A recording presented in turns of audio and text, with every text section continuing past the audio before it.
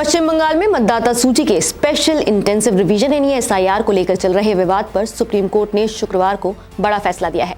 अदालत ने कहा कि राज्य सरकार और चुनाव आयोग के बीच भरोसे की कमी दिख रही है, इसलिए पूरी प्रक्रिया की निगरानी अब न्यायिक अधिकारियों की देखरेख में होगी। सुप्रीम कोर्ट ने एक असाधारण कदम उठाते हुए एसआईआर के लिए न्यायिक अधिकारियों की तैनाती का निर्देश दिया है।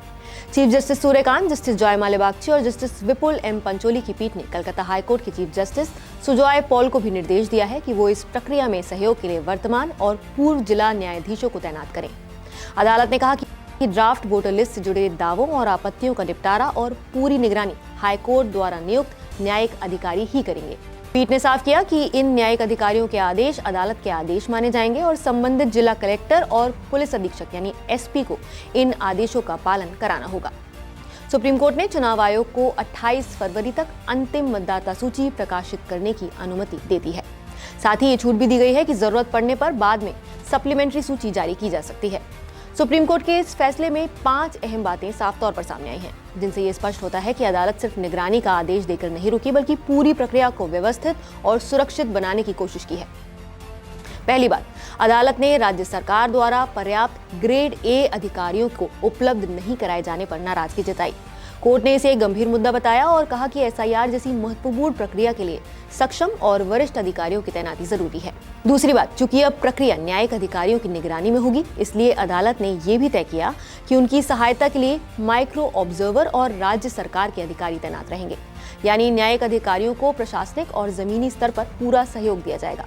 तीसरी बात, समन्वय सुनिश्चित करने के लिए कलकत्ता हाई कोर्ट के चीफ जस्टिस को निर्देश दिया गया है कि वो मुख्य सचिव, डीजीपी और भारत निर्वाचन आयोग के अधिकारियों सहित सभी संबंधित पक्षों की बैठक बुलाएं। इसका उद्देश्य ये है कि आगे किसी तरह का टकराव या फिर भ्रम की स्थिति न बने। चौथी बात, अदालत ने कानून व्यवस्था के मुद्दे को गंभीरता से लेते हुए डीजीपी से जवाब तलब किया है। एसआईआर अधिकारियों को दी गई कथित धमकियों पर अब डीजीपी को सप्लीमेंट्री हलफनामा दाखिल कर बताना होगा कि अब तक क्या कार्रवाई की गई है। और पांचवी बात, अदालत ने ये भी ध्यान रखा है कि न्यायिक अधिकारियों की तैनाती से हाईकोर्ट के सामान्य कामकाज पर असर न पड़े, इसलिए हाईकोर्ट प्रशासन को निर्देश दिया गया है कि लंबित मामलों को संभालने के लिए अस्थायी व्यवस्था की जाए। कोर्ट का यह फैसला विस्तृत दलीलें सुनने के बाद आया है। राज्य सरकार की ओर से वरिष्ठ वकील कपिल सिब्बल और मेनका गुरुस्वामी ने कहा कि ग्रुप बी अधिकारी उपलब्ध करा दिए गए हैं। उन्होंने कहा कि एसडीएम राज्य में ग्रुप ए अधिकारी होते हैं और माइक्रो ऑब्जर्वर को हटाने के लिए एसडीएम स्तर का अधिकारी जरूरी नहीं है।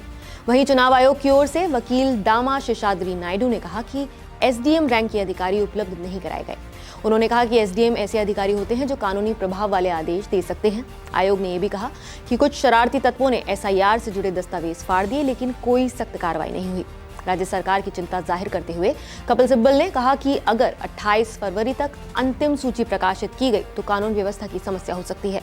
इस पर सुप्रीम कोर्ट ने कहा कि अगर राज्य सरकार सहयोग नहीं करती तो अदालत खुद न्यायिक अधिकारियों की तैनाती करेगी या फिर चुनाव आयोग को दूसरे राज्यों से अधिकारी बुलाने की अनुमति दे सकती है। तृणमूल कांग्रेस यानी टीएमसी ने सुप्रीम कोर्ट के फैसले को लोगों की बड़ी जीत बताया है। पार्टी का कहना है कि इससे साबित होता है कि रिवीजन प्रक्रिया में गड़बड़ी थी और असली वोटरों के नाम हटाए जा रहे हैं। वहीं भारतीय जनता पार्टी ने कहा कि भ्रम की स्थिति के लिए राज्य सरकार जिम्मेदार है। केंद्रीय मंत्री सुकांत मजूमदार ने आरोप लगाया कि राज्य प्रशासन प्रक्रिया में रुकावट डाल रहा है, जबकि चुनाव आयोग निष्पक्ष संशोधन करना चाहता है। भाजपा का कहना है कि एसआईआर नकली वोटरों को हटाने के लिए जरूरी है। पश्चिम बंगाल के साउथ 24 परगना जिले में एसआईआर के दौरान लोगों को परेशान करने के आरोप में मुख्य निर्वाचन अधिकारी के खिलाफ जिबनताला थाने में 7 शिकायतें दर्ज हुई हैं। ये शिकायतें टीएमसी विधायक शौकत मोल्ला और अन्य लोगों ने की है। विधायक ने आरोप लगाया है कि उनके इलाके में करीब 33,000 नाम हटाने की सिफारिश की गई, जिनमें ज्यादातर मुस्लिम समुदाय के हैं। स्थानीय भाजपा नेताओं ने इन आरोपों को गलत बताया है और कहा है कि मुख्य चुनाव आयोग के खिलाफ सीधे एफआईआर दर्ज नहीं की जा सकती। 9 फरवरी को इस मामले की पिछली सुनवाई भी हुई थी।